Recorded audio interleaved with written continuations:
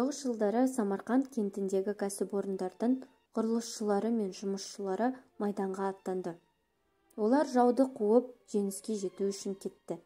Олардың ішінде Рылкин Виталий Иванович болды. 1924 жылы дүниеге келген. Самарқанд кентінде тұрған Прибалхашстрой ерекше құрылыс монтаждау бөлімінде жүк тиеуші болып жұмыс істеді. Әскерге 1942 жылдың 6 қазанында Қарағанды қаласының Киров аудандық әскери комиссариатымен шақырылды. 18 жастағы жігіт Виталий Иванович 2-ші Балтық майданында 166-шы атқыштар дивизиясында соғысқан. Қатардағы қызметкерден кіші лейтенантқа дейін өсті.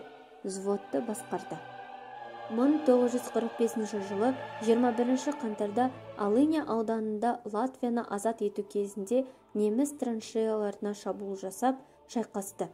Өзі 4 неміс солдатты жойды. Жаудың күші басым болып, шайқаста қаза тапты. Ол 21 жаста ғана еді. Қайтыс болғаннан кейін 1-ші дәрежелі Отан соғысы орденімен марапатталды. Ол Латвиядағы Приенкул қаласындағы әскери зиратта жерленді.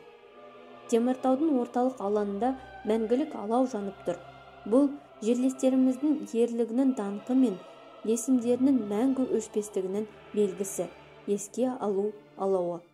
Бұл алау ешқашан ұмытуға болмайтын нәрсені әр кезде есімізге салып тұрады.